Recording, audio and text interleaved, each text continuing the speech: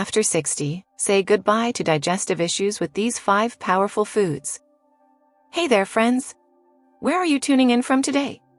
Go ahead and drop it in the comments. I love knowing where our senior wisdom family is listening from.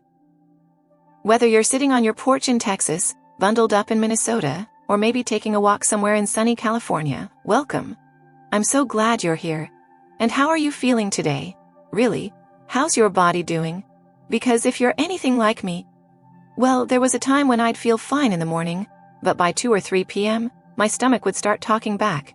A little bloating here, a lot of discomfort there. And before I knew it, I was skipping dinner or turning down lunch invites with friends, just to avoid the awkwardness. Let me ask you something. Have you been feeling like your digestion just isn't what it used to be? Maybe you're eating less, but feeling more full, or more gassy. Maybe you've gotten a little too familiar with, let's say, unpredictable bathroom routines. Or maybe deep down you've started to wonder, is this just what aging feels like? Now don't go anywhere, because today we're diving into something that could truly change how you feel every single day, without pills, without gimmicks, just food. The right kind of food. Stick with me, and I'll walk you through 5 powerful natural foods that can help say goodbye to those frustrating digestive issues after 60. Yes, 5. And trust me, number 3. It's been a total game changer in my life. But hey, before we get too deep into it, can I ask you to do something real quick? If anything I've said so far sounds way too familiar, hit 1 in the comments. If not, that's okay too. Press 2, so I know who's feeling good and running smooth today. Smiley face. And while you're there, make sure to hit that follow or subscribe button if you haven't already. That way you'll never miss an episode. We're building a community here, and I'd love for you to be part of it. Okay, back to that stomach of yours. I want to tell you a quick story. A couple years ago, around when I turned 67, I noticed that after nearly every meal, I'd feel heavy, not full, not satisfied, just heavy, bloated. Like my food was sitting there and refusing to move. I started avoiding certain meals, thinking that would help. I even cut back on eating with my grandkids. And if you know me, that's a big deal. I told myself it was aging, slowing down.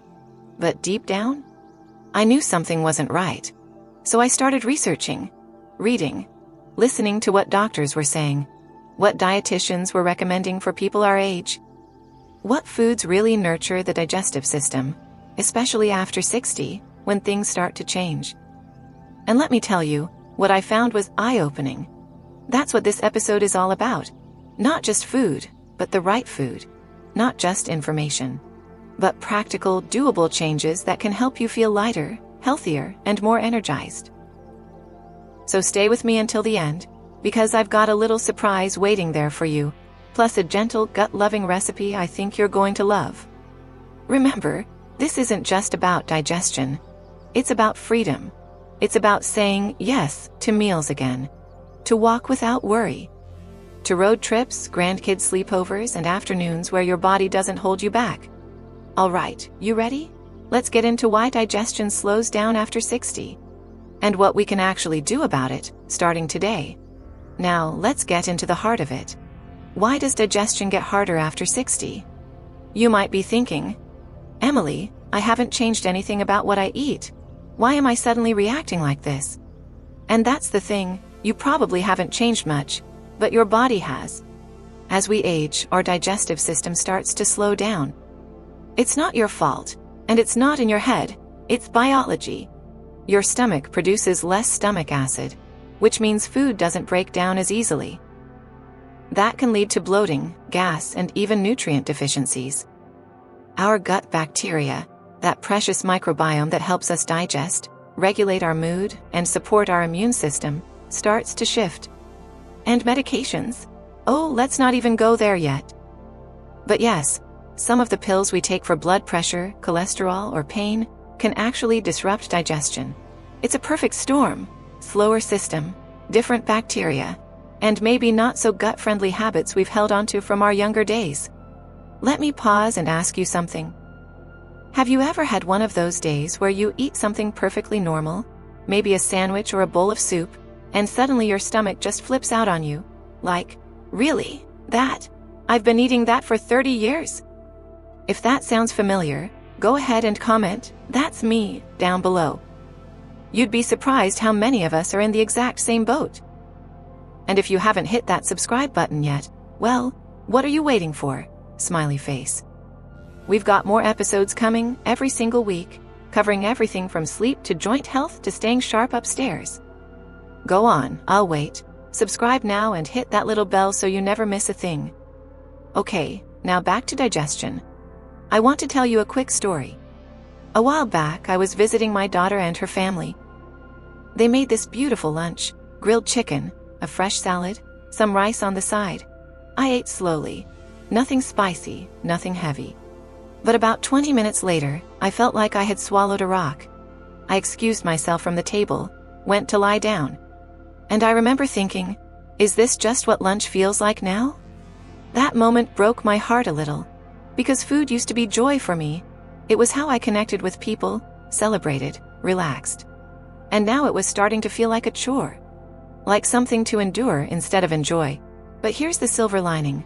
Once I started learning what was really happening in my body, why things were slowing down, and how to work with my digestion instead of fighting it, I realized I wasn't powerless. There were actually simple things I could start doing that made a big difference. Small changes, gentle shifts, one food at a time. And that's exactly what I want to walk you through in the next part. But before we go there, can I ask you one more little thing? What's the one digestive issue that bothers you the most? Is it gas, bloating, constipation, heartburn? Let's have a little gut talk in the comments. Drop it below. I promise I read every one. Also, if this is making you think of someone you care about, maybe a friend, your spouse, or even your grown kids, take a second and share this episode with them. You never know who might be quietly struggling with the same thing. All right. So we've talked about why your digestive system may be giving you a hard time. Now you're probably wondering, okay, Emily, that's nice. But what can I do about it? Well, you're in luck. Because in the next part, I'm going to share 5 foods, real, simple, everyday foods, that can help bring your gut back into balance. I've tried them myself. They're easy to find, easy to prepare, and they've made all the difference in how I feel. And just a little heads up, number 3, I never saw it coming. But it's now a must in my daily routine, so don't go anywhere. Keep that cup of tea warm and stay with me. This is the part you really don't want to miss. Alright friend, this is the part I've been waiting to share with you. We've talked about the why. Now let's talk about what. What can we actually do, starting today, to help our digestion work with us, not against us? And here's the beautiful thing. You don't need to flip your whole life upside down. You don't need to take 10 different supplements or swear off bread forever. All you need is to add in a few powerful foods that give your gut the love it's been quietly begging for. Now listen. As I go through these, I want you to comment yes if it's already in your kitchen, and nope if it's new to you. That way, I can see where we're all starting from, and tailor future episodes to what you actually need. Sounds good? Okay, here we go. The first one is a classic. Leafy greens, spinach, kale, Swiss chard, even romaine if that's what you've got. Now, I know what some of you are thinking. Emily, I've never been a kale girl. I hear you, I wasn't either. But when I found out that leafy greens are packed with fiber and magnesium, which helps move waste through the colon, I gave them another shot. And here's my trick. I toss a handful of spinach into my scrambled eggs. Can't even taste it. But my stomach, oh, it knows. And trust me, when things are moving smoothly, your whole day feels lighter. Now, let's move on to number 2. This one's sweet, soft, and surprisingly smart. Bananas. Yep, that's simple. Bananas are rich in something called prebiotics. They feed the good bacteria in your gut. And they're gentle enough that they don't upset a sensitive stomach. I eat one more morning just before my walk. It's quick fuel, keeps my digestion happy, and gives me a little boost when the joints are slow to wake up. Now hold up, don't go anywhere. Because number 3? This one surprised even me. But before I tell you, have you followed the podcast yet? Go ahead, tap that follow or subscribe button now, and turn on the little bell. That way, you'll never miss an episode. And trust me, we've got some juicy ones coming: heart health, energy, even skin tips after 60. Alright, ready for the one that changed everything for me? Oats. Yes, plain old oats. But here's the secret. It's what's inside the oats that matters. They've got something called beta-glucan, a soluble fiber that not only helps digestion, but also keeps blood sugar steady. And if acid reflux has been bugging you lately, a warm bowl of oats in the morning can soothe that right down. I've started making overnight oats. I mix them with almond milk, a spoonful of chia seeds, and a little cinnamon. No sugar bombs, just slow, clean fuel for the day. And my stomach, happier than it's been in years. Now before we go on, tell me in the comments, which of these 3 do you already eat? Bananas, oats, greens, or all 3? And which one are you going to try this week? I'd love to see what's going in your cart next time you shop. Alright, food number 4, and this one might already be in your fridge. Plain Greek yogurt. Not the fruity, sugar-loaded kind. I'm talking about real, cultured, probiotic-rich yogurt. The kind with live active cultures written right on the label. These little friendly bacteria help restore balance to your gut, especially if you've been on antibiotics, or if you felt gassy and off for a while. I started small, just a few spoonfuls a day. Now I mix it with berries and a drizzle of honey. Tastes like dessert, acts like medicine. Okay, deep breath, friend. We've got one more. This last one? It's not fancy, but it's one of the kindest foods you can give your body. Cooked root vegetables. Think carrots, sweet potatoes, beets, even turnips. When they're roasted or steamed, they're soft, easy to digest, and full of fiber, vitamins, and antioxidants.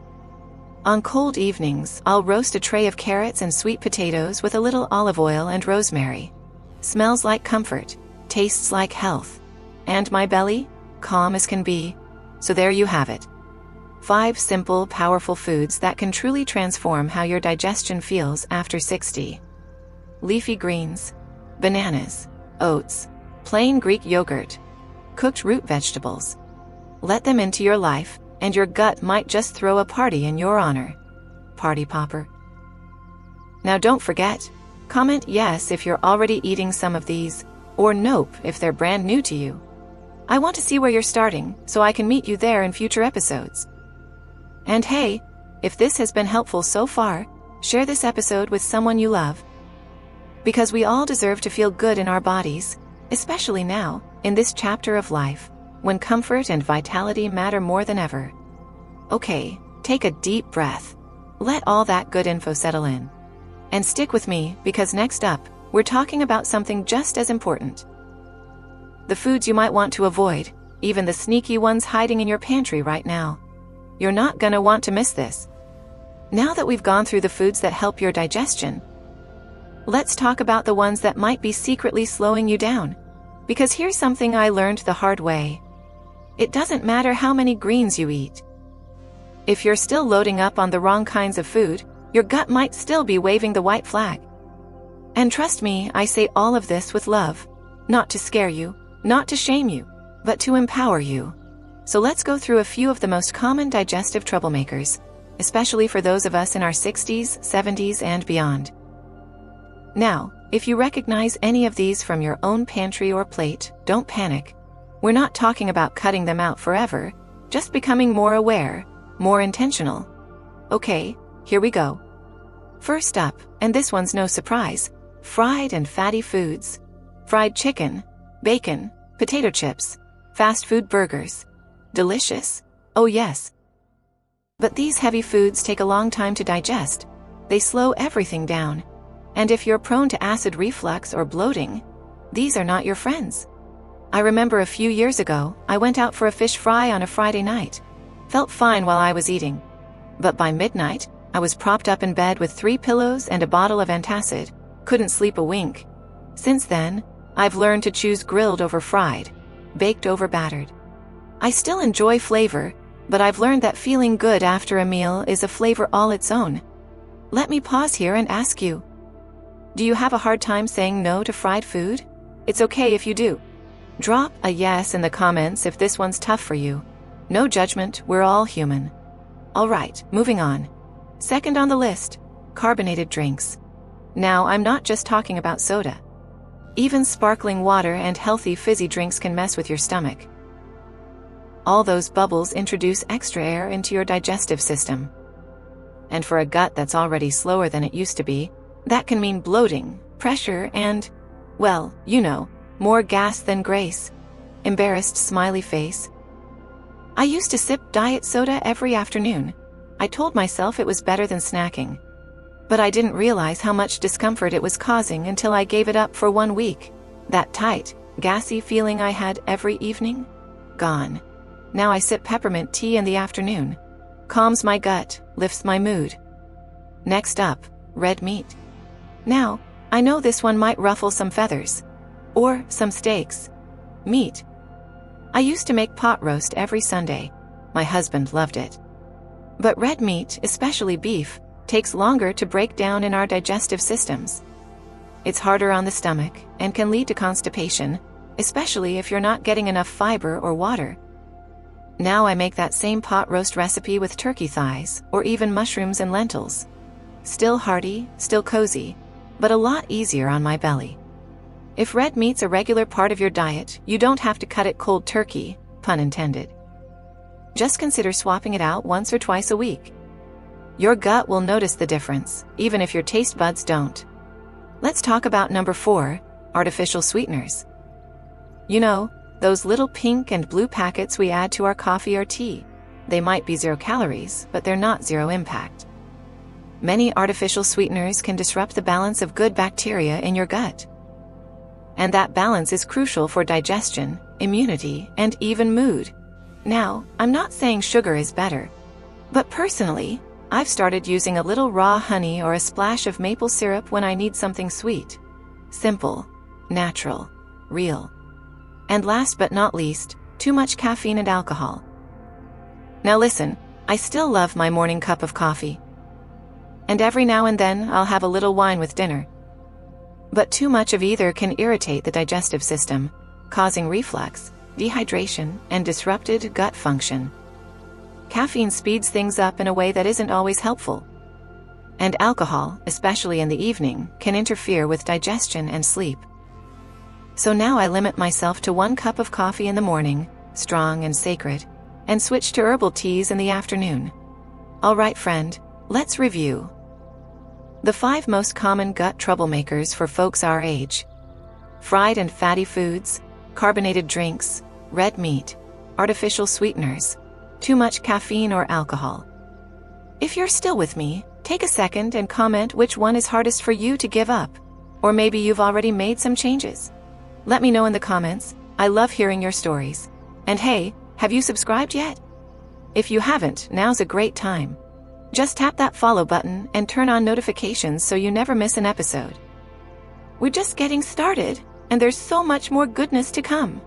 Coming up next, we're going to tie everything together. I'll walk you through a simple, gentle routine you can follow every day to support your digestion, plus one of my go-to recipes for when my stomach needs extra love. Stick around, because this last part is where everything clicks. Alright, my friend, you've made it to the final stretch, and I'm so proud of you for sticking with me. Now that we've talked about the why, the what to eat, and even what to avoid, let's pull everything together with something practical. Because at the end of the day, knowledge is wonderful.